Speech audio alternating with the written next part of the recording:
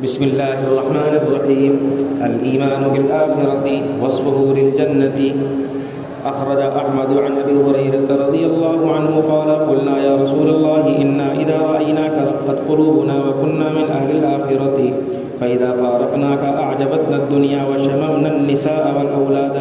قال صلى الله عليه وسلم لو أنكم تكونون على كل حال على الحال التي أنتم عليها عندي لصافحتكم الملائكة بأكفهم ولزارتكم في بيوتكم ولو لم تذنبوا لجاء الله بقوم يذنبون كي يغفر لهم. قلنا يا رسول الله حدثنا عن الجنة ما بناؤها. قال لبنة ذهب ولبنة فضة وملاتها المسك الأزفر وحصباؤها اللؤلؤ والياقوت وترابها الزعفران.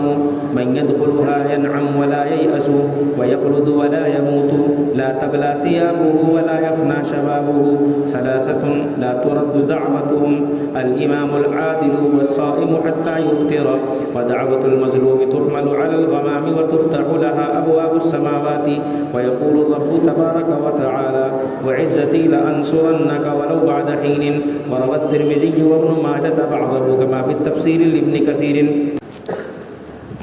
دنیا اللہ تعالیٰ نے بنائی ہے لیکن تمام مراحل میں اور ہر اعتبار سے رسول اللہ صلی اللہ علیہ وسلم نے جب بھی نیکیوں پر اور نیک کاموں پر یا دین پر اپنی جان اور مال لگانے پر صحابہ کو ابھارا تو وہاں اللہ کے نبی علیہ السلام نے بھی اور اللہ نے بھی عمومی طور پر آخرت کے وعدے یاد دلائے. دنیا کے وعدے ہیں, دنیا کے سنورنے کے وعدے ہیں مختلف احادیث میں بھی اور مختلف آیتوں میں بھی, لیکن آپ جب رسول اللہ صلی اللہ علیہ وسلم کی تعلیمات کو پڑھیں گے تو آخرت کے وعدوں کی بنیاد پر ہی صحابہ کو ابھارا ہے.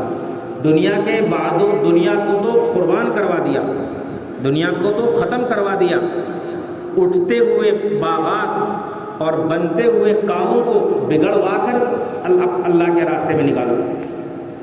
یعنی حالات ایسے پیدا ہوئے کہ یقیناً وہ کام بگڑنے والے تھے. ان حالات میں جب صحابہ نکلے تو اللہ تعالیٰ نے دین بھی دیا اور دنیا بھی دی. نہ دین کا نقصان ہوا اور نہ آخرت کا نقصان ہوا. ہمارے یہاں بھی چل گیا ہے. ہم جب لوگوں کو دعوت دیتے ہیں یا ہم کسی بات کی طرف دین کی کسی عمل پر لوگوں کو ابھارتے ہیں تو ہم وہاں پھر اپنے تجربات یا دنیاوی امور کے بننے کے جو وعدے آئے ہیں ہم ان پر زیادہ زور دیتے ہیں کہ تمہارا کاروبار یوں ہو جائے گا, تمہارا گھر یوں ہو جائے گا.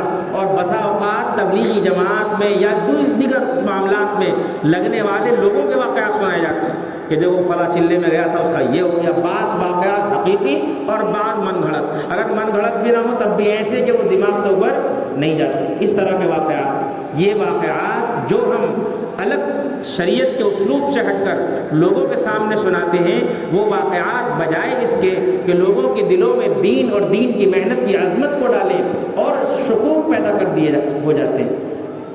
اس لیے ہماری دعوت کا جو طریقہ رسول اللہ صلی اللہ علیہ وسلم نے سکھایا وہ ہونا چاہیے. وہ کیا ہے آپ دیکھیے, چونکہ آخرت الایمان بالآخرہ کی بات آئی ہے اس لیے میں تمہید قائم کر رہا ہوں.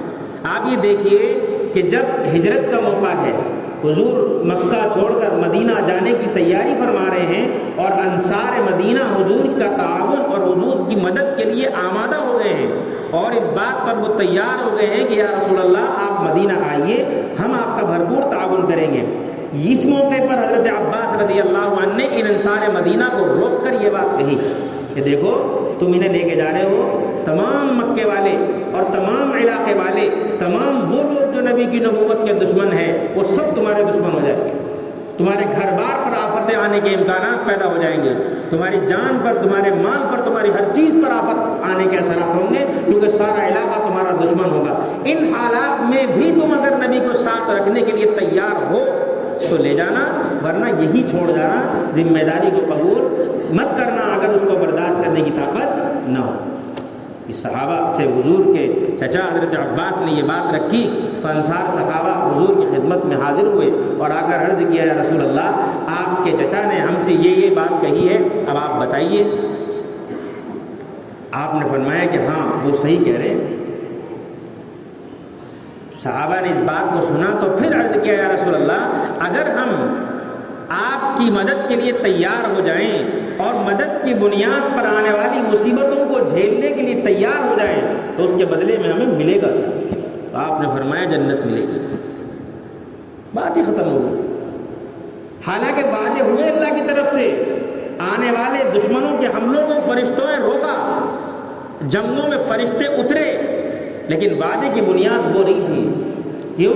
اس لیے کہ ہو سکتا ہے اللہ نے آزمائش مقرر کر رکھی ہو اور آسمان سے فرشتے نہ اترے. جب بالکل نکلنے کے لیے تیار ہو گئے اور آ گئے میدان میں تب اللہ نے خوشخبری سنائی کہ ہاں ہم فرشتے اتاریں گے, پہلے نہیں. اس لیے دنیاوی معاملات کو سامنے رکھ کر جو بھی دین کا کام کرے گا وہ ہٹ جائے گا. یا تو معاملہ بننے کے بعد ہٹ جائے گا, یا معاملہ نہیں بنا تو وہ پھر گمراہ ہوگا اور پھر وہ اول فول اپنی زبان سے اللہ کی شان کے خلاف بکے گا. کہ میں بہت دعائیں کر کے دیکھ لی, بہت نمازیں پڑھ کے دیکھ لی, ہماری انہی ایسی دعوتوں کا ہی نقصان پہنچتا ہے. حالانکہ دعوت مفید ہے. جو لوگ دعوت اس طرح دیتے ہیں ہم اسے غلط نہیں کہہ سکتے, کیونکہ آخرت کے ساتھ ساتھ دنیا کے وعدے بھی اللہ نے کیے ہیں, لیکن ان وعدوں کو بنیاد نہیں بنایا جائے گا. آپ اس کام پر تیار ہو جائیں گے, آپ نیک کام کرنے پر تیار ہو جائیں, نماز پڑھنے پر تیار ہو جائیں, دین کو اپنا اوڑھنا بچھونا اور سب کچھ بنانے کے لیے تیار ہو جائیں, تو اللہ اس کے نتیجے میں آپ کی دنیا کو بھی سنوارے گا. لیکن ہو سکتا ہے اللہ نے میرے حصے میں یہ بات نہ رکھی ہو, اللہ کو یہ پتا ہے کہ یہ شخص اگر اسے میں نے اس کو مال دے دیا, اس کو گھر دے دیا, اس کو یہ دے دیا, فلاں چیز دے دی, تو یہ گمراہ ہو جائے گا, یہ متکبر ہو جائے گا, یہ دین کے کام کا نہیں رہے گا.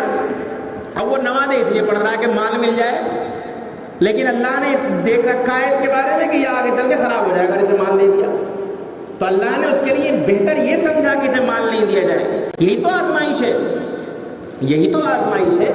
یہ ہے ایمان بالآخرہ. اس میں واقعہ آیا, حضرت فاطمہ رضی اللہ عنہا حضور کی خدمت میں آئیں اور آ کر عرض کیا, آخرت کے بارے میں حضور سے سوال کیا. حضرت فاطمہ رضی اللہ عنہا نے حضرت فاطمہ رضی اللہ عنہا سے حضور اکرم صلی اللہ علیہ وسلم نے فرمایا کہ حضرت فاطمہ نے عرض کیا کہ یا رسول اللہ, فرشتوں کا کھانا تو ذکر, تسبیحات, دعائیں اور اللہ کی تعریفات, یہ کھانا ہے ان کا, اسی سے وہ پیٹ بھرتے ہیں. ہمارا کھانا کیا ہو, ہمارا کھانا کیا ہو؟ اب حضور اپنی اولاد کے بارے میں تو یہ دعا کر چکے ہیں کہ اللہ میری اولاد کو گزارے سے زیادہ روزی مت دینا, گزارے سے زیادہ روزی, اللہم اجعل رزق آل محمد قوتا. یہ دعا فرما دی آپ نے کہ آل محمد کے رزق کو گزارے سے زیادہ نہ کرنا. کیوں؟ اس لیے آپ نے فرمایا مل فقر اخشى علیکم ولکن اخشى ان تبسط علیکم الدنیا. تم پر غریب ہونے کا ڈر نہیں ہے, ڈر اس بات کا ہے دنیا آئے گی اور تم ایسے گمراہ ہو جاؤ گے اس کے چکر میں جیسے پہلے گمراہ ہو گئے. یہ ہوگا. اس لیے اللہ کے نبی نے اپنی اولاد کے لیے یہ دعا کر لی. تو بتائیے, دنیا سے دور رہنا یہ رسول اللہ صلی اللہ علیہ وسلم کی سنت مستمرہ ہے. آپ کو اللہ نے پہاڑ سونا بنا کر پیش کیے تھے, آپ نے چھوڑ دیا. یہ ہے آخرت کی فکر. حضور دکھ جھیل رہے ہیں, پاؤں کو گرم آ جاتے ہیں, نمازیں پڑھ رہے ہیں, روزے رکھ رہے ہیں. صحابہ کہہ رہے ہیں یا رسول اللہ, حضرت عائشہ خود کہہ رہی ہیں یا رسول اللہ آپ تو روزے ہوتا ہے, اتنا ذکر, اتنی دعائیں, اتنی نمازیں. تو آپ کیا فرما رہے ہیں؟ شکر گزار بندہ بنو. آپ بھی ایک شوق, آپ کو بھی ایک شوق تھا کہ میں بھی اللہ کو خوش کروں, حالانکہ اللہ تو آپ سے ہر حال میں خوش تھا. یہ آخرت کی فکر. اب آخرت کی فکر کی چیز ہے. آخرت کی فکر انسان کو ہمیشہ ایک حالت نہیں رہتی. میں یہاں حضرت فاطمہ کی حدیث جو آگے کا واقعہ سے بیچ میں روکتا ہوں. یہاں ایک دوسری چیز یہ ہے کہ آخرت کی فکر رسول اللہ صلی اللہ علیہ وسلم نے سکھائی ہے, لیکن انسان ہمیشہ ایک حالت پر نہیں رہتا. اس لیے اگر کسی کو آپ یہ دیکھیں کہ ابھی یہ نمازی ہے اور اب عقل کو یہ نمازی نہیں ہے, تو ہماری زبانیں بند ہو جائیں, ہم کسی کے بارے میں ایک لفظ نہ نکالیں, کیونکہ یہ انسان کی حالت ہے. کبھی یہ بہت نمازی ہوگا, کبھی نماز چھوڑ دے گا, کبھی یہ بہت دیندار ہوگا, کبھی دینداری میں کمی آئے گی. وہ صحابہ تھے, صحابہ کی دینداری میں اتنا فرق آتا تھا کہ رسول اللہ صلی اللہ علیہ وسلم کے سامنے ہوتے تھے تو جنت جہنم سامنے ہوتی تھی. جب آپ کے پاس سے چلے جاتے تھے تو کچھ دیر کے لیے غفلت ہو جاتی تھی. اب ہماری تمہاری طرح تو نہیں ہوتی تھی کہ وہ گناہ میں پڑ جاتے تھے, کیونکہ صحابی تھے. رسول کی صحبت سے ان کے دل سے اللہ نے اس چیز کو کسی درجے میں مغلوب کر دیا تھا. شہوات اور خواہشیں ان کے دل میں مغلوب تھیں، دین غالب تھا۔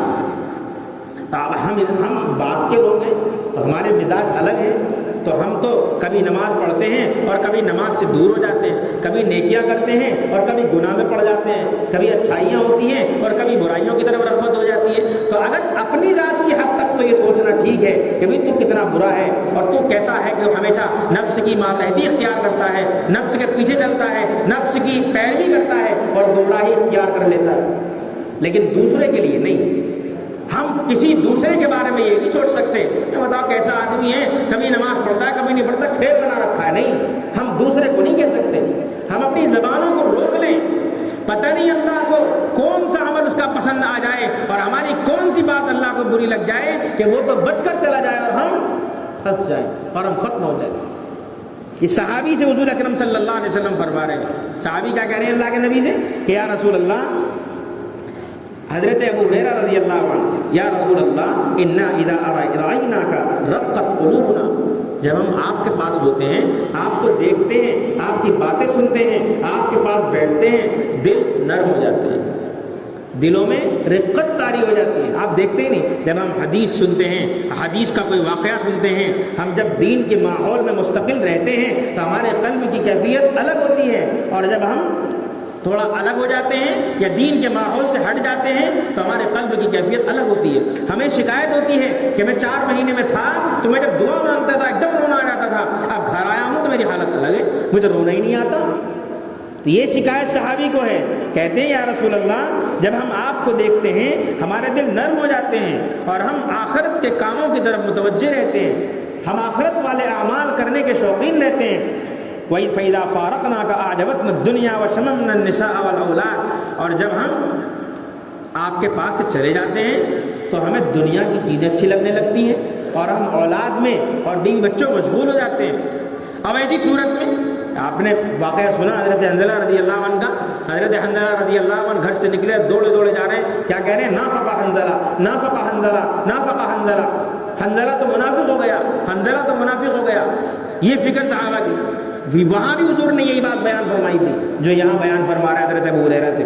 حضرت ابو ہریرہ سے فرمایا لو انکم تکونون علی کل حال علی الحال التي انتم علیہا عندی، کہ جو حالت تمہاری جو کیفیت دل کی میرے پاس رہتے ہوئے ہوتی ہے، اگر وہ کیفیت تمہارے دل کی ہمیشہ رہے تو پھر فرشتے اپنے ہاتھوں سے تم سے مصافحہ کریں۔ لفظ استعمال کیا اللہ کے نبی نے، لصافحتکم الملائکۃ باکفہم، ہاتھوں کا ذکر کیا، حالانکہ مصافحہ تو ہاتھوں سے ہی کیا جاتا ہے۔ ہاتھوں کا ذکر اس لیے کیا کہ جیسے انسانوں کے ہاتھ ہوتے ہیں ایسے ہاتھوں سے فرشتے تم سے مصافحہ کرنے لگے، اگر تمہاری حالت ہمیشہ ایک سی رہے۔ لیکن کیا ہے؟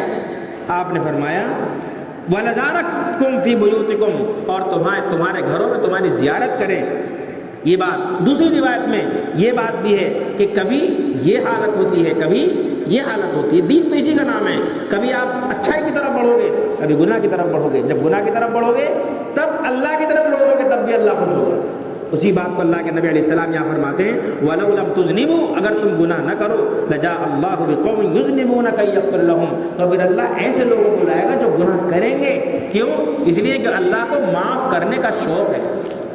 اللہ چاہتا ہے کہ بندے گناہ کریں اور گناہ کر کے میرے سامنے آ کر اپنی کمزوری کا اور اپنی کمتری کا اور اپنے آپ کے خراب اور غلط ہونے کا اعتراف کریں، اور پھر اس اعتراف پر خوش ہو کر میں ان کی مغفرت کروں۔ اللہ یہ چاہتا ہے۔ پھر آگے حضور اکرم صلی اللہ علیہ وسلم سے حضرت ابو ہریرہ رضی اللہ عنہ نے فرمایا کہ یا رسول اللہ، عرض کیا یا رسول اللہ حدثنا عن الجنہ جنت ما بناؤها، کہ یا رسول اللہ ہمیں جنت کے بارے میں بتائیے اس کی عمارت کس چیز سے بنی ہے۔ آپ نے فرمایا لبنۃ ذہب، ایک اینٹ سونے کی، ولبنۃ فضۃ، اور ایک اینٹ چاندی کی، وملاتها المسک الاصفر، اور اس کا گارا بہت خوشبودار مہکتے ہوئے مشک کا ہے، وحصباؤها اللؤلؤ والیاقوت، اس کی کنکریاں موتی اور یاقوت ہیں، اور اس کی مٹی زعفران ہے، جو اس میں داخل ہوگا ہمیشہ خوش رہے گا، کبھی پریشان نہیں ہوگا۔ وَيَخْلُدُ وَلَا يَمُوتُ، ہمیشہ زندہ رہے گا، کبھی مرے گا نہیں۔ لَا تَبْلَى ثِيَابُهُ، اس کے کپڑے کبھی میلے نہیں ہوں گے، پرانے نہیں ہوں گے۔ وَلَا يَفْنَى شَبَابُهُ، جوانی کبھی ختم نہیں ہوگی۔ پھر ساتھ میں فرمایا ثلاثۃ لا ترد دعوتهم، تین لوگ ایسے ہیں جن کی دعا رد نہیں کی جاتی، جن کی دعا ہمیشہ قبول کی جاتی ہے۔ اور ایک انصاف ور امام، انصاف ور بادشاہ، انصاف ور ذمہ دار، انصاف کرنے والا، اور دوسرا روزے دار، یہاں تک کہ وہ افطار کر لے۔ افطار تک روزے دار اللہ کو بہت پسند ہے، بعد میں بھی پسند ہے، لیکن روزے کی حالت میں اللہ کو زیادہ پسند ہے۔ اس وقت میں اس کی دعا قبول ہوتی ہے، اور مظلوم کی دعا اللہ رد نہیں کرتا، وہ آسمانوں سے اوپر اٹھا لی جاتی ہے، بادلوں سے اوپر اٹھا لی جاتی ہے، اس کے لیے سارے آسمانوں کے دروازے کھول دیے جاتے ہیں، اور اللہ فرماتا ہے میری عزت کی قسم میں تیری ضرور بھی ضرور مدد کروں گا، اگرچہ تھوڑی مدت کے بعد ہو۔ اب میں ایک جو حدیث رہ گئی جس کو پورا کر دیتا ہوں۔ یہاں حضور اکرم صلی اللہ علیہ وسلم نے فرمایا کہ تمہارا کھانا بھی یہ چیزیں بن سکتی ہیں، یعنی تم جس چاہت سے آئی ہو۔ حضرت علی رضی اللہ عنہ نے حالت گھر کی کھانے کی حالت کی خرابی کی وجہ سے انہیں بھیجا تھا، لیکن یہاں آ کے حضور نے کیا فرمایا، میں تمہیں اس سے بہتر چیز دے دوں، میں تمہیں اس سے بہتر چیز دے دوں۔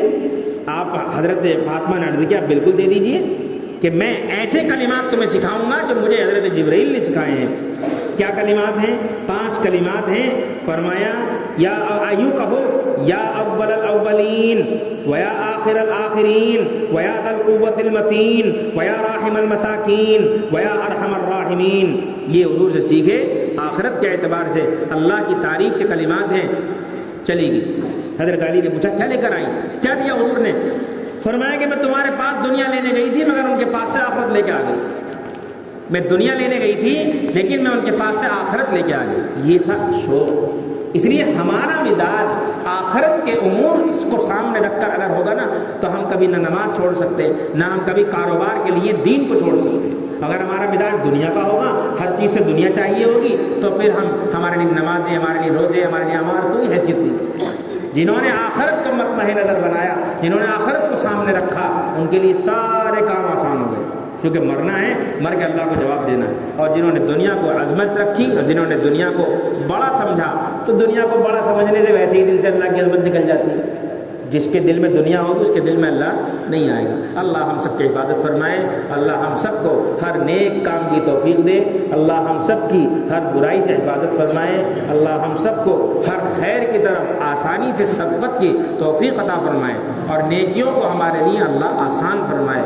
سبحان اللہ بحمدہ، سبحانک اللہم وبحمدک، ونشہد ان لا الہ الا انت۔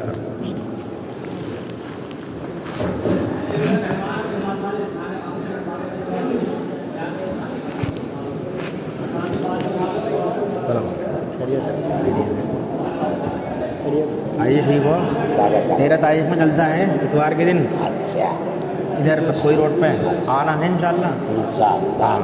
دوپہر کو 1 بجے سے ختم بخاری اور دعا ہے۔ کس جگہ؟ کھجور والی مٹی کے سامنے اسکول ہے گلوبل۔ ہاں، نماز کھجور والی پڑھ لی ہو تم، کون بجے اتوار میں؟ اتوار میں آپ ایک کون بجے نماز پڑھ لو، رات کو جگہ آرام صحیح ہے، چاہے اگلے دن مجھے بھی سو گئے، ٹھنڈ ہو رہی ہے نا۔